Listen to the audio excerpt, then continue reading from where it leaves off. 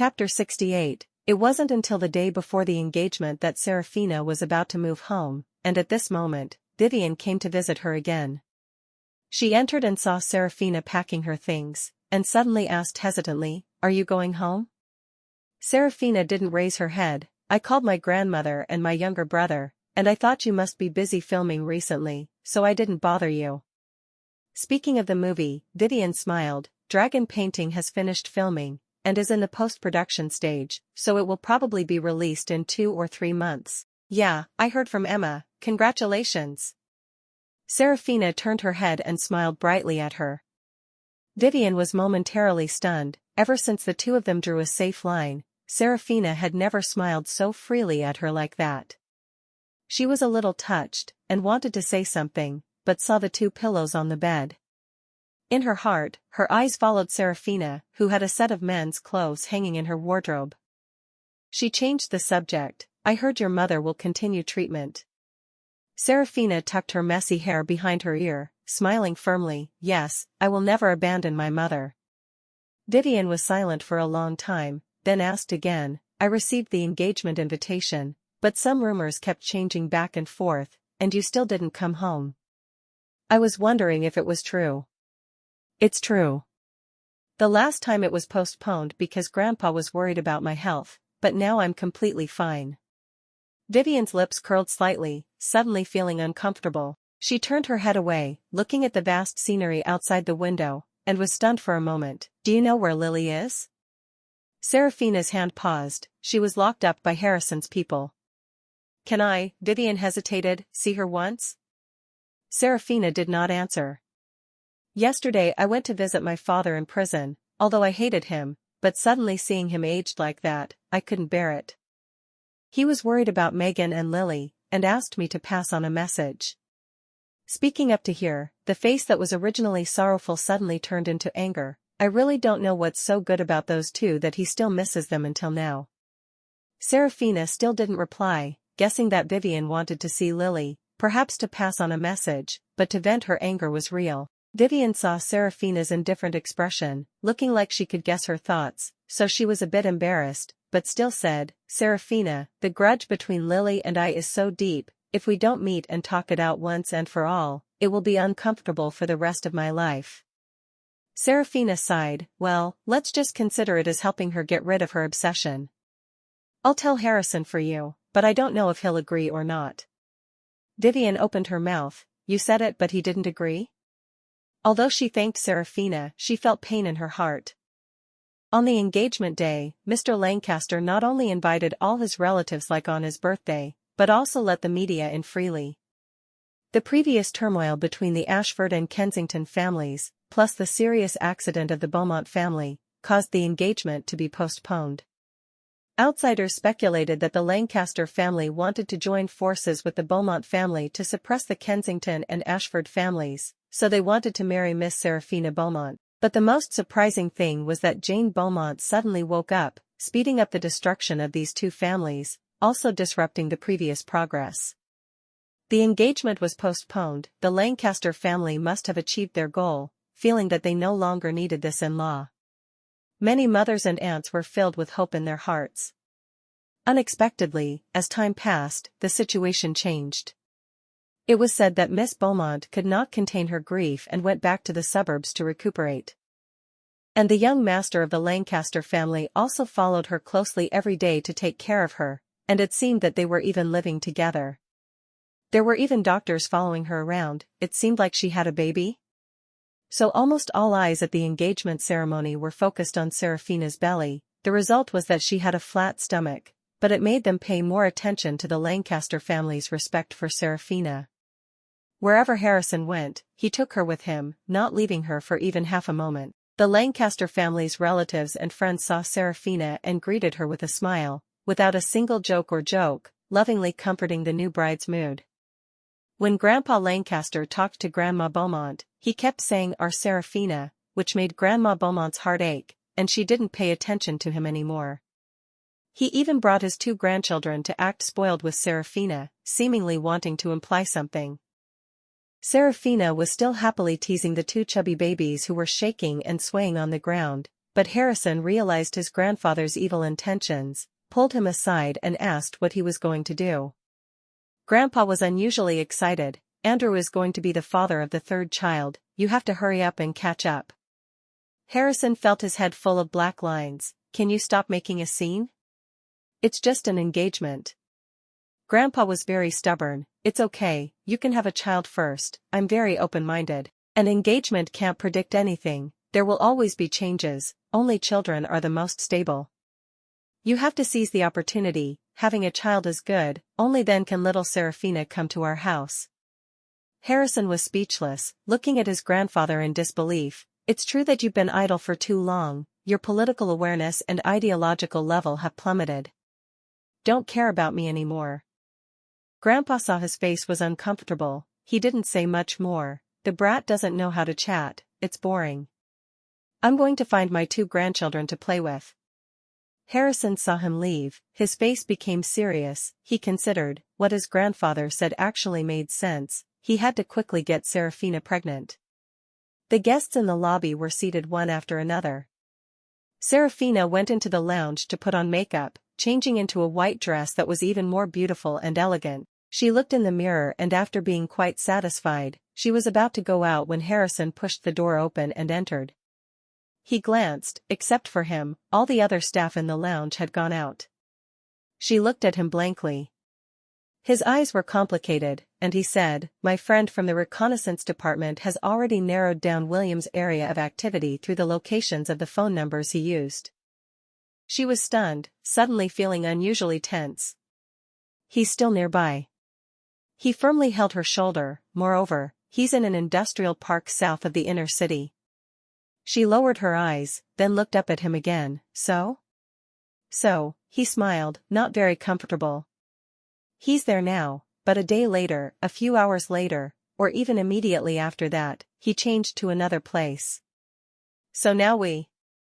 No. She interrupted him, looking at him without blinking, extremely determined. Didn't you just say that? The signal just appeared here, maybe when we arrived, he was gone. Or maybe he deliberately revealed it, luring us into taking the bait. No matter what the case, there are so many people waiting for us outside, we can't go. There were so many guests and reporters outside. If both the male and female leads weren't present at the engagement ceremony, Grandpa Lancaster and Grandma Beaumont would lose all face. How could she let them be sad just because of an uncertain factor?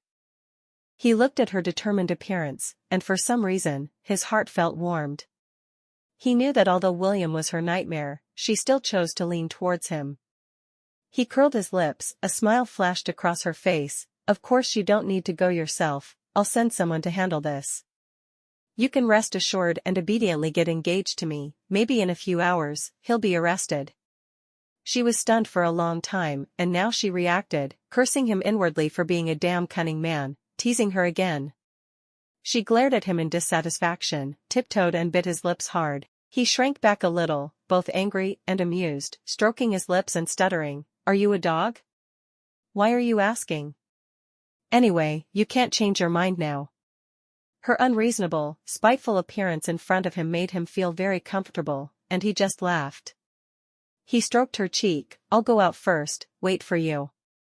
She nodded, saw him go out. She was alone in front of the mirror again. At this moment, the door to the break room was pushed open by someone. It was Vivian. She wondered why she was so rude. Vivian's face was tense, trembling as she said, "Lily told Theodore that you were addicted because when you were in Macau, William and she injected you with drugs." Serafina's heart suddenly sank. Images that she had not remembered for a long time suddenly came back. She almost growled softly, "Where is he?" "I don't know." Vivian felt very wronged, and stuffed the MP3 player into Serafina's hand. "He left this at home for you, I brought it here first." Serafina's legs immediately went limp, she knew what her brother wanted to do. Her eyes were empty, staring at Vivian. Why would Lily be able to tell him this? Vivian was frightened by her expression. She stepped back, and mumbled, because Lily said she and Theodore used to be sibling, and wanted to apologize. "I just called." Serafina rushed out the door. Almost there she braked, turned around and walked towards Vivian, raised her hand and slapped her hard. Stupid enough to kill someone. Vivian's cheeks were red, tears welled up, she didn't say a word. Serafina rushed out, didn't have time to change cars, got into the limousine used for the wedding, called the driver to drive. Miles, who had always been watching her closely, saw this, ran to open the car door and got in. She said to the driver, "Go to the hospital," then looked at Miles, "Call Harrison." She knew she couldn't handle it this time, she needed his help. When she arrived at the hospital and rushed into the ward, she heard Hannah calling from the bathroom, "Brother, how did you know Lily could stimulate Theodore?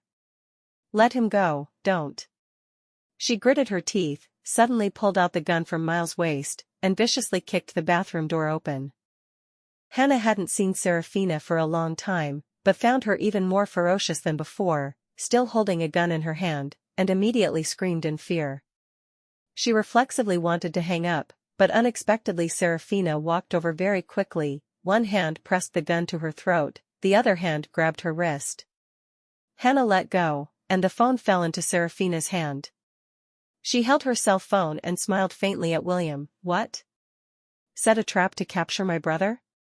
Why don't you think about what Harrison will do to Hannah with his personality? Now that she's in my hands, guess what I'll do to her?" After saying that, she ignored William and shot straight at the mirror. Hannah screamed and cried. She picked up the phone again. "William, I'll take Hannah to the 30-story building in the industrial park now. You better get my brother there quickly. If I arrive and don't see him, I'll shoot a hole in her every minute. If I'm in a bad mood and push her off the roof, don't blame me." After saying that, she hung up the phone. That's how negotiations work, just say your threats, don't give him a chance to threaten you. The phone rang in no time, she switched it to silent mode, told Miles to carry Hannah downstairs to the car. Hannah was tied up by Miles with a hospital bed sheet, rolling on the floor of the car, sobbing. Serafina ignored her, put on her headphones to listen to her brother's MP3. In the headphones, Theodore's voice was not loud, but heavy, very sad, very gentle. "Sister, I'm sorry, I hope when you hear this recording, you won't blame me for being impulsive. You must be happily engaged to Mr. Harrison right now. I really want to see your happiness.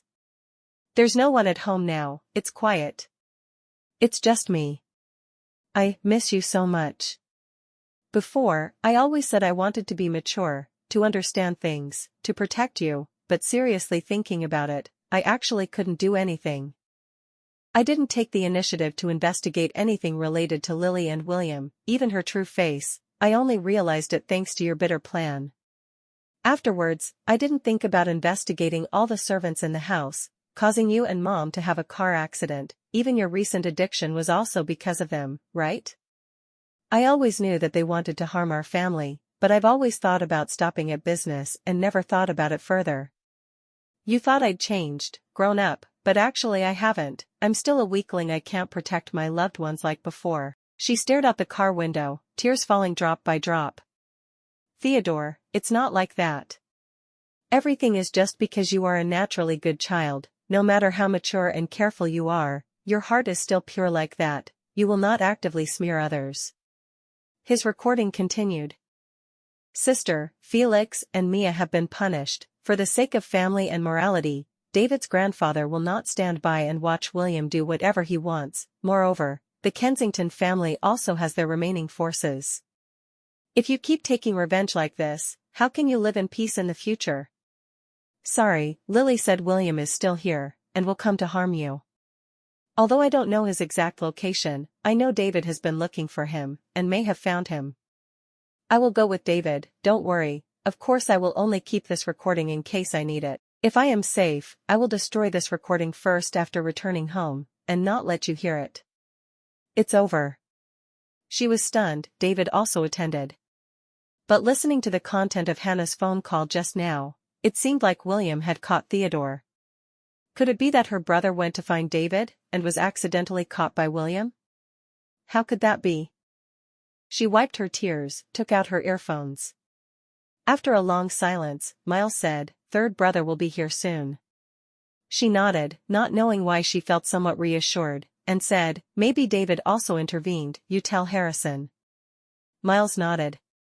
When she arrived at this abandoned office building, she held a gun and dragged the tied Hannah down from the car. The elevator was out of use, so she could only climb up the 30-story building. Miles helped her carry Hannah up. Hannah knew she could push her down, so she cried and refused to go up. Serafina didn't have the strength to climb the stairs, but even though she tried her best, by the time she reached the 20th floor, she was so tired and exhausted that she had no strength left. Her head felt like it was on fire, buzzing and hot, her ears sounded like the rustling of silkworms eating their scum, her eyes gradually blurred. Her legs felt like they were wearing lead, struggling to climb each step mechanically. She was already exhausted. Hannah still refused to cooperate, torturing Miles too much. By the 21st floor, Hannah would rather die than go up, screaming. Serafina couldn't stand it anymore. She raised her gun and hit her leg. Hannah screamed miserably, but her body was tied tightly by the bed sheet, unable to bend down and hug her painful leg. Serafina's chest heaved, she gasped and said, "Hannah, if you go up, you can still wait for your brother to come save you. Otherwise, do you want me to beat you to death in the stairs?" After saying that, she raised the gun again. Hannah looked at the muzzle of the gun, her face pale with fear. How could she care about the pain and fatigue anymore, crawling and running up to the roof? Serafina coldly looked at her back before continuing up, finally reaching the roof. Serafina only felt the vigorous movement stop abruptly. Her cheeks were hot as if the blood had gathered, her heart was beating faster and faster. Each breath felt like swallowing a knife. She was panting, but still grabbed Hannah's nape and wouldn't let go, dragging her to the edge of the building. Hannah looked down at the deep space next to the 30-story building, so scared that she didn't dare to struggle. "You know what, be good and don't move." Serafina finished speaking coldly, glanced down. William's car had arrived. The building was very tall, she couldn't see a few figures clearly, but she saw Theodore. He wasn't tied up, on the contrary, he was flying up to the roof like a rabbit. Now she vaguely saw a strangely familiar person, David. She took a deep breath. It turned out that Theodore went to find David. Indeed, everything was fine. But the phone call could confirm that William was indeed scheming, perhaps wanting to take advantage of David's inattention to attack Theodore. The wind on the abandoned roof howled, very noisy, very empty. She stood under the gloomy sky, on the roof of the tall building, one hand holding Hannah, the other holding a gun pointed at her throat, standing still, not saying a word, not moving. Suddenly, her younger brother's tragic death in the warehouse in her previous life, and her sorrow when she jumped off the skyscraper. Now that she thought about it, that situation could happen today too. But, it wouldn't happen. She had already made up her mind. Later, when she saw that her younger brother was safe and sound, when Harrison arrived, when she handed Hannah over to William, she would shoot him. She was a girl, so she didn't need to follow the hostage exchange rules. Moreover, her younger brother wasn't a hostage, Hannah was. She had been worried that perhaps because of David and his grandfather, Harrison would have a hard time killing William. But she knew for sure that if she really shot William, Harrison would fully support her and would also stand behind her to protect her. The first person to rush to the rooftop was indeed her younger brother. He was drenched in sweat as if he had just been pulled out of the sea. She looked over and saw that he was wearing a very nice suit. His older sister was getting engaged today, so even if he didn't attend, he still had to show off his most handsome and mature image. The wind on the roof was very strong, blowing his short hair around. She had never seen his face look so terrified before. He looked at her intently, extremely shocked, worried to the point that his brows furrowed, and he quickly shouted, "Serafina, why are you standing in such a dangerous place? Come here quickly." She looked into his eyes and knew he loved her, smiling, "You can be reckless for me, why can't I do the same for you?" He saw her standing there without any protection, terrified, afraid that she would fall, and then he would never see her again. "Serafina, I wanted to kill William, but I knew he was protected by David. So I didn't go find him, but went to tell David everything he had done. David won't help him anymore." She was stunned. This kid still had some brains.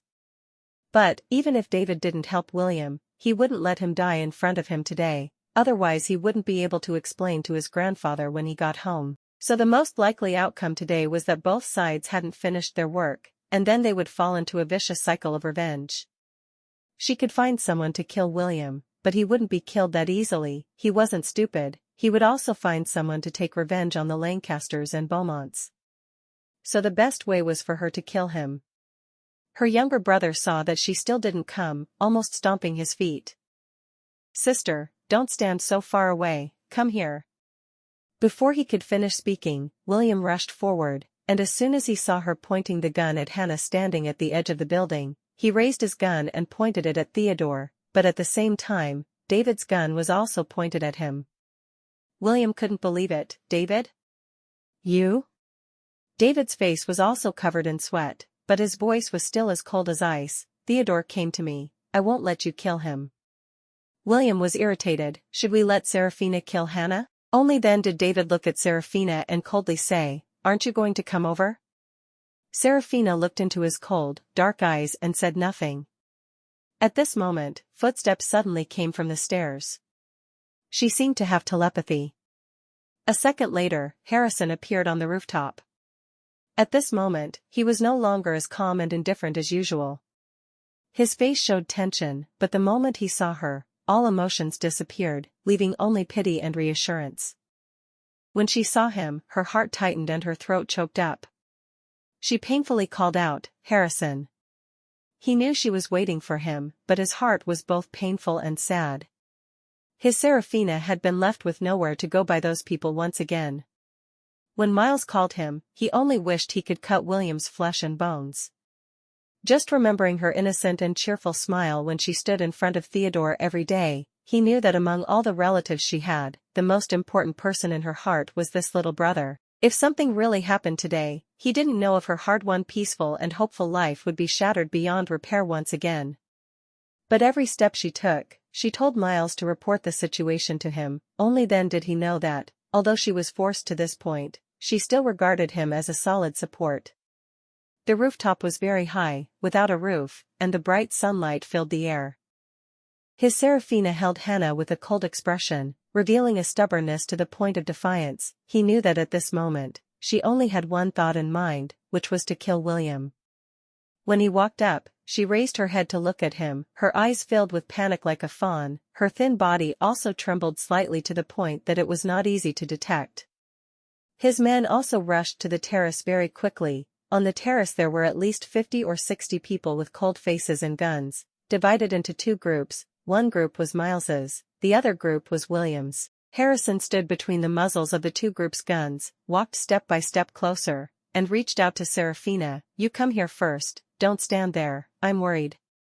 Serafina heard him say that, pulled Hannah in a few steps, but still held the gun at her. At this moment, William couldn't hold it in any more. He roared in a cold voice full of anger. "Serafina, let Hannah go, this matter has nothing to do with her, she's still just a child." Before Serafina could speak, Theodore had already revealed a rare sneer. "When you kidnapped Serafina, almost found someone to rape her, and even injected her with drugs in Macau, did you think she was just a child, and that this matter had nothing to do with her?" William choked, his expression becoming even uglier. David remained silent from beginning to end, his expression still cold as ice, not revealing any thoughts. He had promised his grandfather that he would not let others kill William, but he definitely would not attack Harrison and Serafina. There are also his people, William's people, Harrison's people. If they really fight each other, they will probably all die miserably.